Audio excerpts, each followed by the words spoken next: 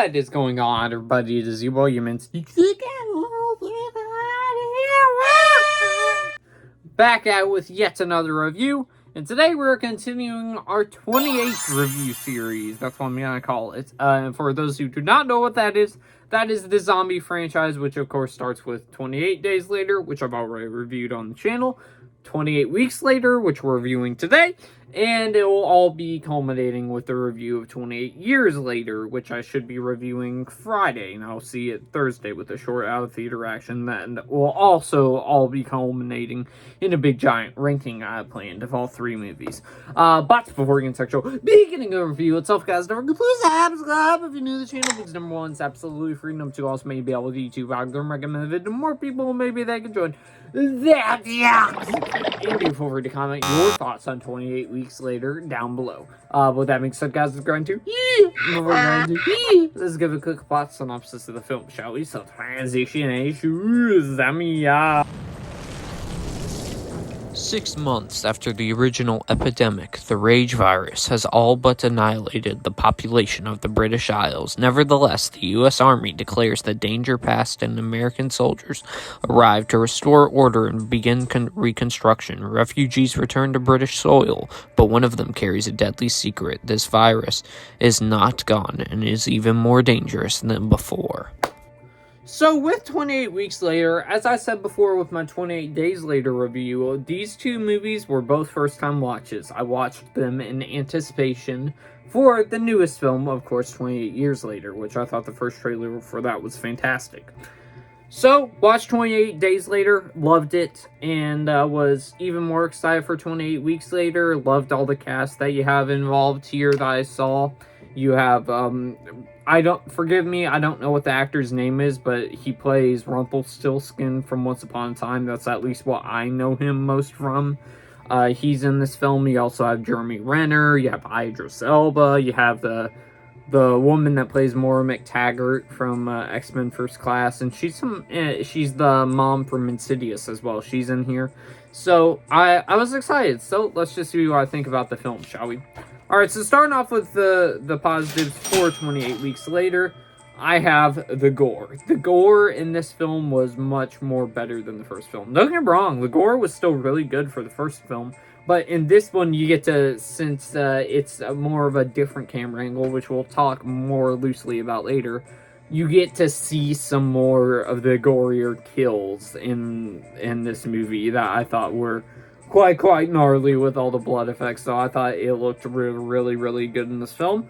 As well, I think the opening scene to this movie is awesome. I think it's one of my favorite Opening scenes to a horror movie of all time. It's probably in the top 5, at least, right behind Scream and probably a couple others. It's definitely up there for me. With that opening scene, you do get some very intense scenes in here as well, just like the first film, that I felt my heart pounding, going like, oh, please tell me these characters get out of here alive. That's what I was going like, please let them live, and all that, with a whole bunch of different scenes. There's one scene in particular where it's at a train station underground, and it's pitch black, and they're using like night vision or whatever under there. I think that scene was very intense. Probably maybe one of the most intense scenes throughout the whole entire film. It's definitely up there. So it definitely got me tensed up, going, ooh, something's gonna pop out. So they did good with that. The new story that they have for this sequel compared to the first film, I thought was actually an interesting direction they sort of have.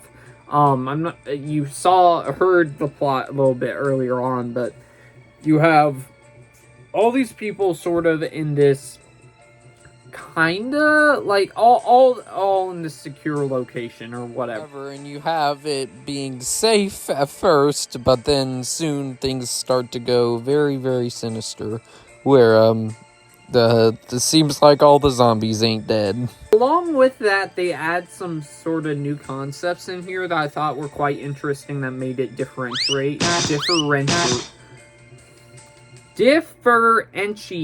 this film from the first movie, with this whole entire plot, this plot element that kind of gets the zombie apocalypse going. That's all I'll say. that I would definitely like to see explored in 28 years later, because that's what I was kind of at the end of this film. That's why I was kind of going like, are they going to explore this in 28 years later, possibly, with this whole entire concept, and let it evolve possibly a little bit more? I don't know. I don't know if they are going to do that, but we'll just see, I guess. I think, as well, the final positive I have in here is the cast. The cast that I was walking into this movie for, all of them were good. And well acted in this film, even though I'm probably 50-50 on all the characters in this film, which we'll talk about in just a second.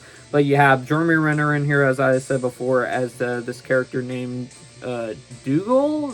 Some Dogle, something along those lines. That's what his name is in this film. So he was definitely one of the most memorable characters for me. As I said before, Maury McTaggart from X-Men First Class. Idris Elba's in here in a little small role, and of course Rumpelstiltskin too. So yeah, the cast was good as expected. They were very well acted in this movie. Now that brings me to the mixed aspects of the film, which I only have two, and the one I briefly just mentioned is the characters. Aside from Jeremy Renner's, like, army type character of Dugan, I believe that's what his name is. All the other ones I don't think stand out, really. You do root for them, but they don't have a standout characteristic to make them a very memorable character, if that makes sense. Maybe aside from the person that played Maury McTaggart, but that's it. Final mixed aspect I have is the switch in how it's filmed. This is probably my biggest 50-50 on this in this mixed category, where in the first film it had this very unique look at how it was filmed. This is kind of just filmed regularly, which I think sort of adds to the movie, because you can see some more like kills and stuff and some more gore and everything. However, the way the first one was filmed made it very unique and made it stand out how it was filmed. In this one, where they decide to switch it up, and they're doing the same thing with 28 years later, I was still like conflicted about that. I was going, I like that they're doing that, but still, it doesn't stand out compared to the first film with how it's filmed. So that's kind of what I was mixed about. And now we move to the bad, which I only have one. It's really, as I said before, with 28 Days Later, it's just a minor gripe, but the stupid character decisions in here, there's a bunch of them where I was going, okay, first of all, where's all the security to hold this guy back to stop him from going where he's going? Second of all, who's letting people escape out of this whole entire army facility? Third of all, like, honestly, it's a whole laundry List of what are you doing, people? Like, you know, those stereotypes in horror movies. A couple of people do that in this film.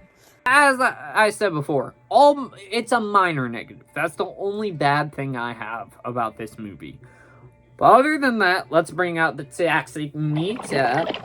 And this is a not toxic, an A+. I think this is equal with the first film. Honestly, I might actually, as of right now, actually prefer this one compared to the first film. Don't get me wrong, the first film is still phenomenal, but I think this one's phenomenal too, and I think it's actually quite an underrated sequel where a whole lot of people kind of overlook this one compared to the first film.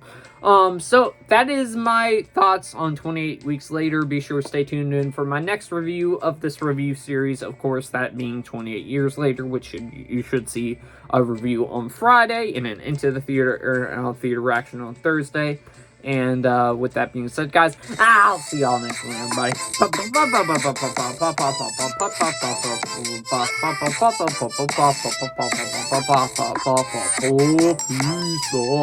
Peace.